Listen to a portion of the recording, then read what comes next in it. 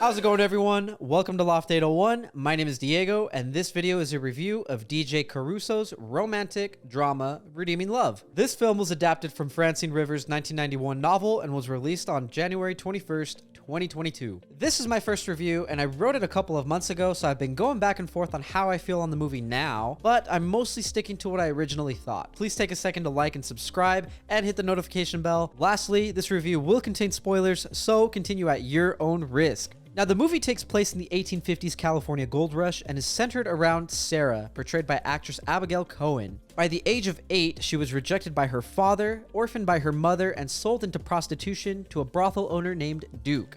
Understandably, Sarah develops a large distrust in men, resentment for God, and self-loathing. After over 10 years of sex work and being exploited by 2 brothels, Sarah, now going by the name Angel, and working for the Duchess, finds herself broken and believes she is unlovable. On the other hand, Michael, an established farmer and Christian man portrayed by actor Tom Lewis, prays for a wife and shortly after meets Angel. He trusts God and isn't turned away from her past or position in life. Despite being rejected multiple times, he spends his savings on her and asks for her hand in marriage. After being beaten by the Duchess and her enforcer, she concedes. Michael spends the next few weeks and months tending to his wife's wounds and showing her genuine care and love. Due to her many years of trauma and fearing her growing feelings for Michael, she runs away from him several times and falls into her previous habits. Despite the pain it causes him, Michael still loves and accepts his wife, doing everything he can to help her whenever she returns. Overcoming the risk of being vulnerable and hurt, Angel falls in love with Michael but runs away a final time because she can't have children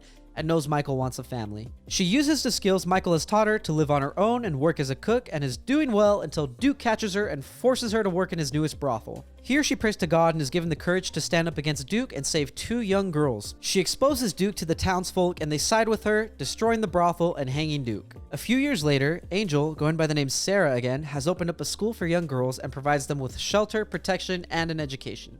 She finds out that Michael never remarried and still loves her and is waiting for her. Sarah decides to leave her school, return to Michael and the farm, where they live a happy life, enjoy a blessed marriage, and miraculously have a son. Now, the plot of the movie provides a compelling enough story to keep viewers entertained, but it effectively fails to hit home the main themes of the movie. The interesting mixture of Christianity, romance, and sexual exploitation works anonymously at times, but more often than not, severely contradict each other. As an example, the romance between Sarah and Michael can be difficult to support, and at times left me wishing Michael would just move on. Despite this, his dedication to God and his wife helped me leave the theater feeling a large sense of respect for him. When it comes to the acting, I believe Abigail Cohen did a great job vividly portraying a disturbed person learning to love themselves again. Tom Lewis and the rest of the supporting cast did a good job, but nothing extraordinary. I thought the pace of the film was a little slow and certain scenes could have been cut out rather than played out. The film could have been cut down from 2 hours and 14 minutes to 1 hour and 40 minutes without harming the plot. Regarding the score, soundtrack, and dialogue, there wasn't anything that stood out in particular. They were all respectively good, just not great. The cinematography in conjunction with the production design helped create a realistic set and timepiece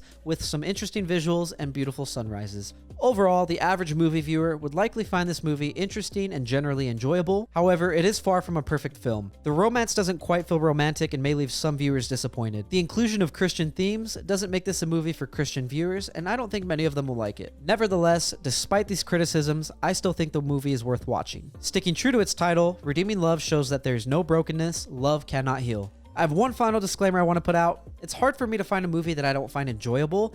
As a result, I generally tend to review movies a lot more favorably than a lot of the members that will be featured on this channel. That said, thank you for listening to my review of Redeeming Love. If you enjoyed the content, leave a like and hit the subscribe button down below. If you agree or disagree with me, let me know down in the comments. If you want to see some more from me, check out my channel or Friends with Benefits, link down below. Thank you so much for watching. I'll see you soon.